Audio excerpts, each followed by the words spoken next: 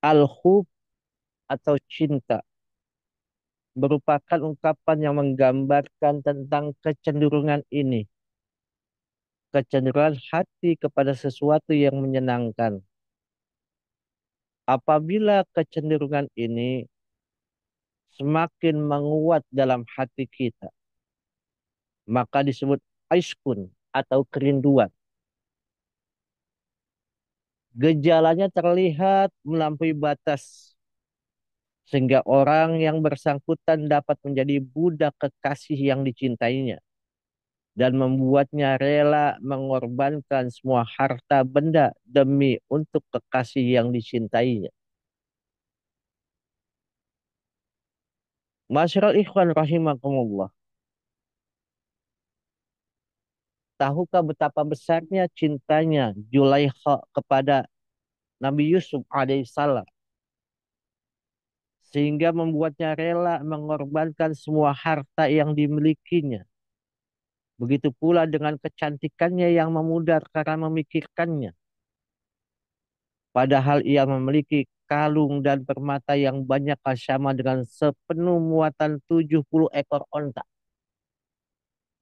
Bayangkan perempuan sekarang tidak ada yang punya kalung dan permata yang banyaknya sepenuh muatan 7 ekor onta. Ya paling banyak-banyaknya perempuan sekarang punya perhiasan satu kotak atau satu brankas. Itu pun yang kaya atau berapa lemari. Setiap orang yang melaporkan kepadanya bahwa hari ini ia melihat Yusuf, maka Siti Zulaikha memberinya hadiah kalung yang dapat membuatnya hidup berkecukupan. Cuma memberikan informasi kepada Zulaikha bahwasannya dia melihat Yusuf sudah diberikan permata yang dia pakai. Yang permata itu kalau dalam bahasa sekarang itu membuat dia hidupnya tidak akan kekurangan, berkecukupan. Sehingga tiada harta daripada Siti Zulaikha yang tertinggal atau tersisa.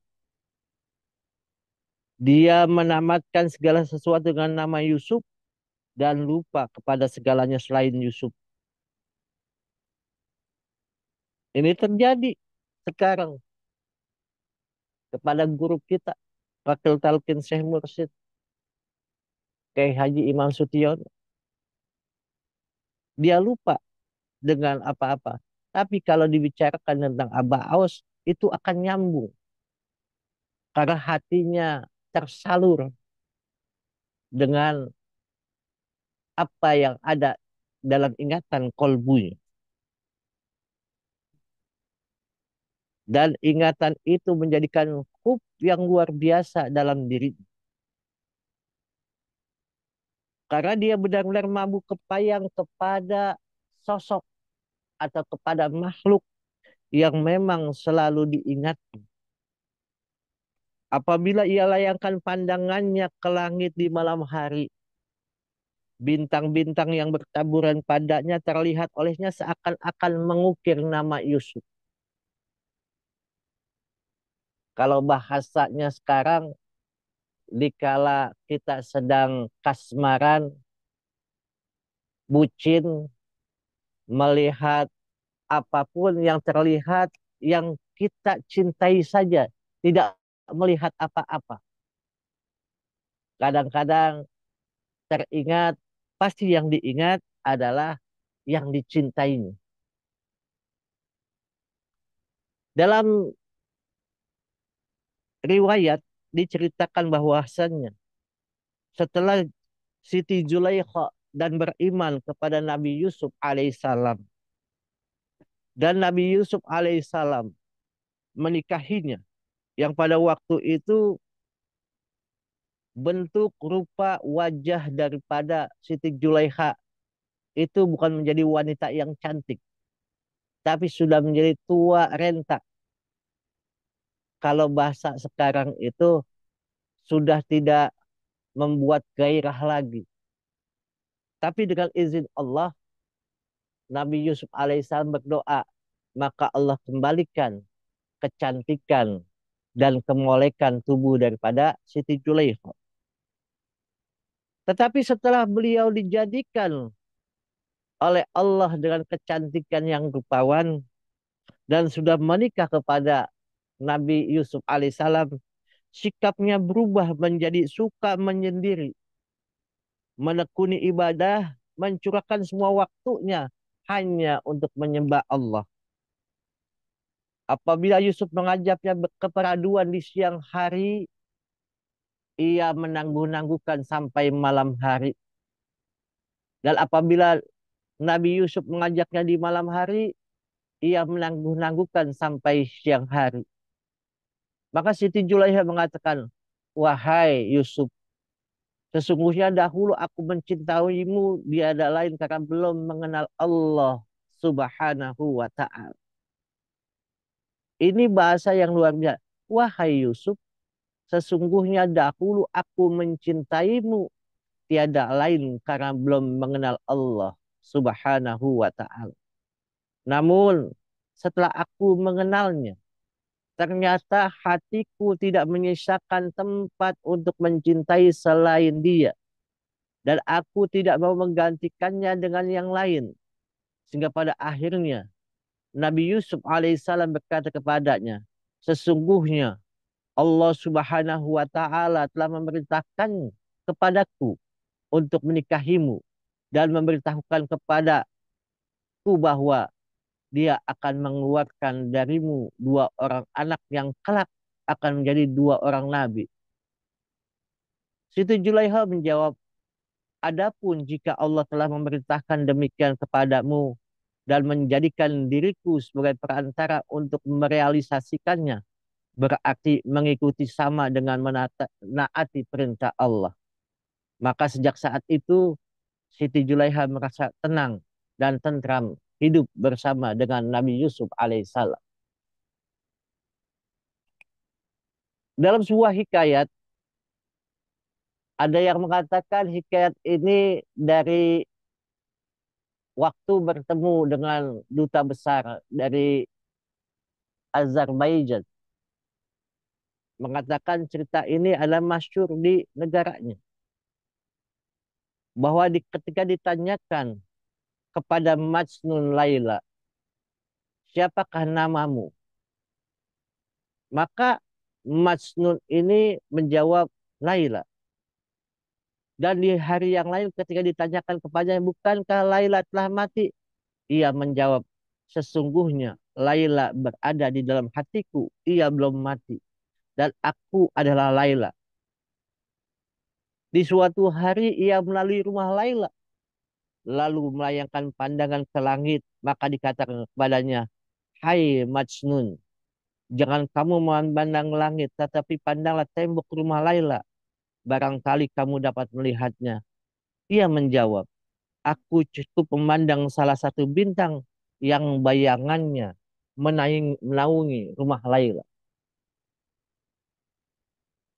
Ketika cinta sudah merasuk ke dalam hati kita, ketika cinta itu sudah merasuk ke dalam batin kita, maka sesuatu yang paling indah, tidak ada yang lebih indah, tiada yang lebih agung, kecuali yang menciptakan semuanya. Maka dalam awal daripada ibadah kita, pasti ilahi anta maksudi, waridhaka madlubi, atini mahabbataka, berikanlah kecintaanku kepada engkau, agar aku bisa mencintai engkau dan merasakan bersama dengan engkau dimanapun berada. Banyak cerita-cerita tentang bagaimana cintanya seseorang manusia kepada manusia lain yang menyebabkan cinta kepada Allah melebihkan cintanya kepada harta benda, jiwa, dan raga. Dari Syekh Mansur Al-Khalat rahimahumullah disebutkan bahwa mereka menahannya selama 18 hari. Lalu datanglah Syekh Ashibli radhiyallahu anhu menjenguk dan berkata, "Hai Mansur, apakah arti cinta?" Mansur menjawab, "Jangan engkau tanyakan kepadaku hari ini, tetapi tanyakanlah kepadaku besok hari." Pada keesokan harinya, mereka mengeluarkan Mansur dari penjara. Dan hamparan kulit untuk mengeksekusinya telah mereka gelarkan. Lalu Ashibli berlalu di hadapannya dan Mansur berkata, "Hai Shibli, cinta itu diawali dengan terbakar oleh kerinduan dan diakhiri dengan hukuman mati. Demikian itu terjadi setelah terbukti menurut pandangan Syekh Mansur Al-Halad radhiyallahu an bahwa segala sesuatu selain Allah adalah batil, tidak ada. Dan Al-Mansur meyakini bahwa hanya Allah lah yang hak sehingga ia lupa dengan namanya sendiri. Setelah tergila-gila dengan nama Al-Haq, Allah, oleh karena itu saat ditanya siapakah kamu? Ia menjawab, aku adalah Al-Haq atau Allah. Di Indonesia pun banyak cerita tentang Syekh Siti Jenar. Bila ditanya, apakah ada Syekh Siti Jenar? Syekh Siti Jenar sudah tidak ada. Yang ada hanya Allah. Inti sinkretisme atau panteisme atau wahdatul wujud yang ditunjukkan, dititipkan rasa itu kepada makhluknya agar makhluknya betul-betul mencintainya hanya kepada Allah. Cinta yang sejati dapat dibuktikan melalui tiga perkara, yaitu lebih memilih kalam kekasih daripada kalam yang lain. Contoh, dikala Aba berkalam, berfatwa, atau menyampaikan irsyadat atau taujihat, semua ikhwan wajib tidak namanya melihat apapun, tapi mendengarkan kalam kekasihnya, bukan kalam-kalam yang lain, bukan pendengaran-pendengaran dari kata-kata yang lain. Tapi wajib bagi dirinya lebih mendahulukan kalam-kalam daripada kekasihnya, yaitu guru yang dicintai. Lebih memilih kedudukan dengan kekasih daripada yang lain dan lebih memilih keridhaan kekasih daripada keridhaan yang lain. Demikianlah menurut pendapat yang disebutkan dalam kitab Al-Muntaha. Menurut suatu pendapat disebutkan bahwa al-ishqu atau rindu ialah tersingkapnya semua tirai dan terbukanya segala rahasia.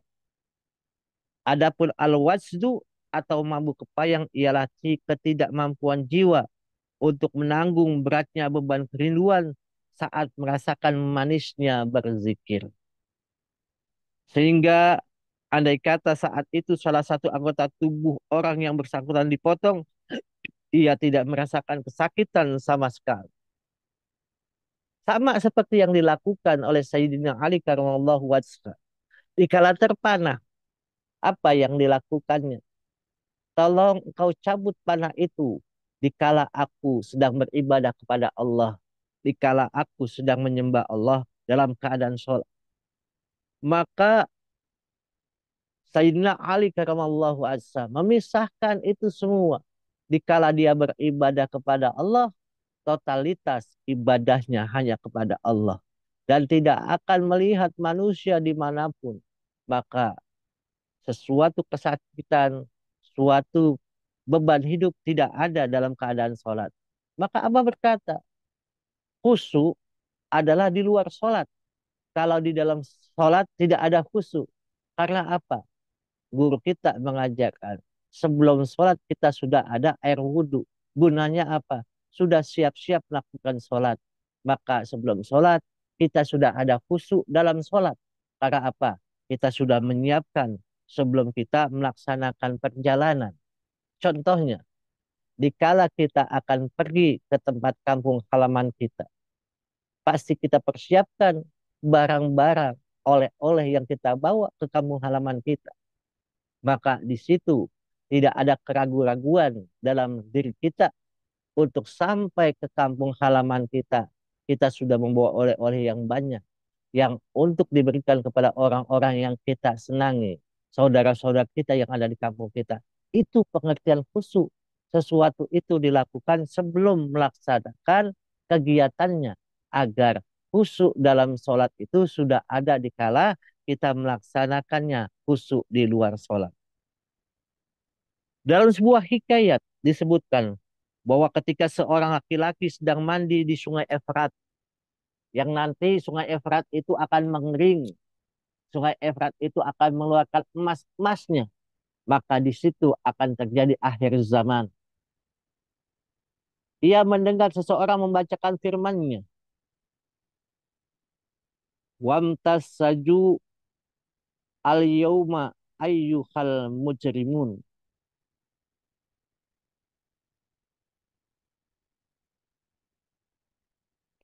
Wamtaju wamtajul yauma ayyuhal mujrimun.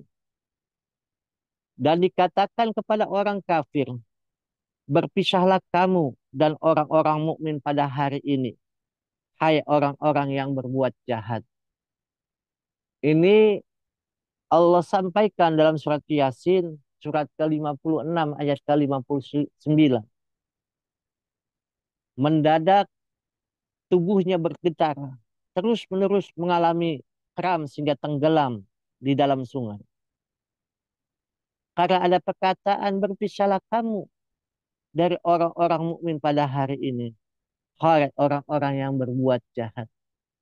Peringatan itu diberikan kepada si fulan yang memang melakukan kebiadaban yang luar biasa, maka Allah mencabut nyawanya, memisahkan dirinya kepada orang-orang mukmin, kepada orang-orang yang memang senantiasa berbuat zalim.